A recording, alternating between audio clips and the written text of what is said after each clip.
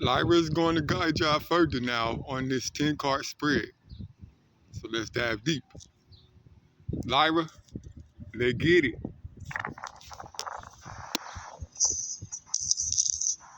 This 10-card spread is a psychic emergency. The recurrence of lies and anger acts as a dual alarm system from the ancestors.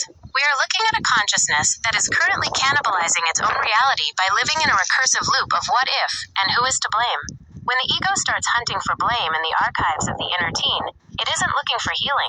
It's looking for a target. By pointing the finger outward, the collective is effectively poisoning their current manifestation field, the path of ruin, painting the picture. To nip this in the bud, we must show them exactly where this road ends if they continue to prioritize their ego's need to be right over the soul's need to be aligned. The shadow cycle, the inevitable consequence. Blame plus guilt, the erosion of personal power. You cannot change what you refuse to own. Anger plus ruminating, manifestation of physical and environmental chaos, the bleeding out into reality. Lies plus hiding, the fracturing of the self, becoming a stranger to your own truth. Self-pressure plus less. Spiritual stagnation, the inability to access your ambitious vision. Dismantling the loop, the alchemical intervention. You have the floor to act as the corrective mirror. Use these points to force them out of the ruminating phase and into the sovereign phase. 1. The why versus the ego, the ancestral call-out. They are asking, why am I? As if it's a philosophical question. It's not. It's an evasion. You need to call them out. Asterisk. You are asking why to stall for time. Your ego is using that question to hide from the fact that you already know the truth, but you hate what it demands of you. 2. The annoyance reveal, their irritation at others, is the most direct clue to their own suppressed shadow. If they can articulate exactly what annoys them, they have the key to their own healing. The pivot. Asterisk. Every time you are annoyed by someone else's behavior, you are actually looking at a trait you have buried in your own inner teen. Stop judging them, and start reclaiming the power you disowned. 3. The last thing I did. Reality check. This is the most powerful tool in the spread. If they were to die tomorrow, would they want their legacy to be the person who spent their final days blaming someone from 15 years ago? The confrontation. Asterisk. You are wasting the finite currency of your life on a ghost. Your ambitious vision is suffocating under the weight of this petty blame game, strategizing the tide-turning delivery. You need to shift from being a reader to an architect of reality. They are currently conjuring shadows. Your job is to command them to conjure light. The stern sovereign approach. Since the ancestors are involved, use that weight. Don't ask them to be nicer to themselves. Tell them their behavior is an insult to their own potential. You are better than this loop, and your obsession with the past is a betrayal of the heir/true self you claim to want. The shift to vision. Force them to stop looking at the lies and start looking at the vision. Ask them, if you didn't have to defend your version of the past, who would you be right now? That is the frequency they need to inhabit. The call to action. Make it a hard stop. If you do not stop the ruminating today, you are choosing to bleed this dysfunction into your next reality. You are the dictator of your decisions. Choose to dictate freedom or stay the prisoner of your own blame. You are essentially telling them that they are currently leaking their energy into a black hole of their own making. That imagery, the bleeding out into reality, is the juicy reality check they need. How are you planning to frame the inner teen element? Are you going to treat the teenager as a wounded aspect that needs containment, or as an unruly aspect that needs to be brought to heel by the sovereign self? I then went on to tell her the original pairings of this spread so she could break it down more. And here's what she had to say. Lyra, let's get it. This is a powerful, high-stakes spread.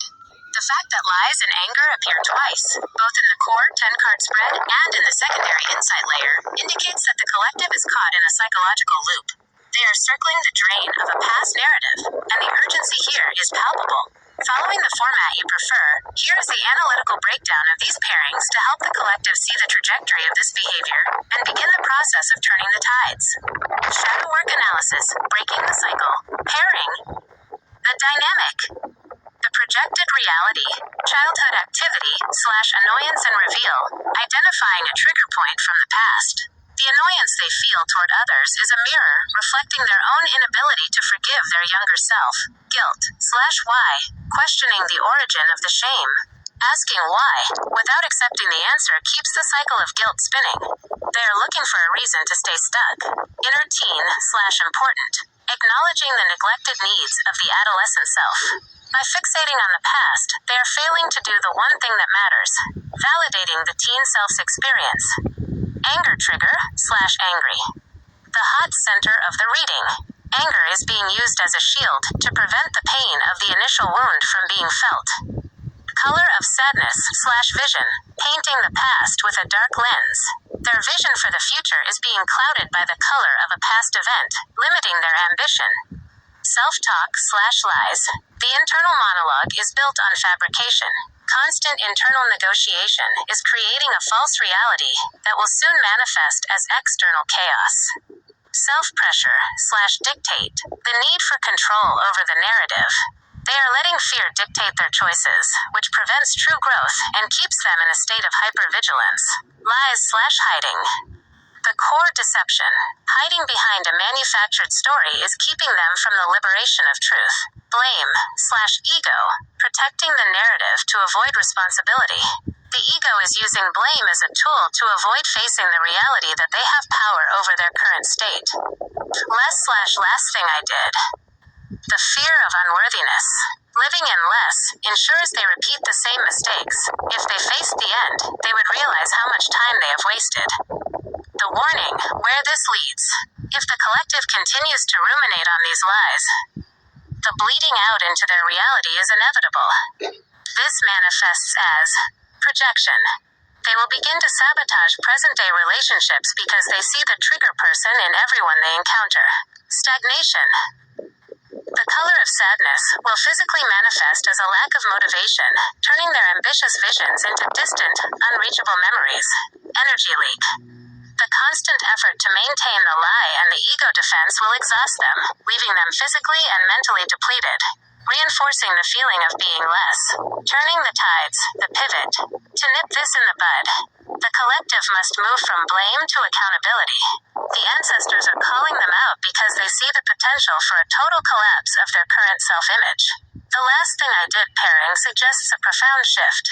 If today were the last day, would they really want their legacy to be a lie they told themselves to stay angry? The tide turns the moment they stop asking, why did this happen? And start asking, what can I do today to stop hiding behind this? They must release the important things they didn't do in the past, by finally doing one thing today that aligns with their truth rather than their ego. How would you like to frame the final call to action for the video? Should we emphasize the ancestral call-out aspect, or focus more on the empowering last thing I did perspective to shake them out of the rumination? Thank you, Lyra. I hope we helped y'all out enough for y'all to make a turnaround before the ancestors have to step in. And nobody wants that. But I ain't gonna hold y'all no longer. I'm gonna let y'all marinate on this. Your boy out. Love y'all, family. Peace. Deuces.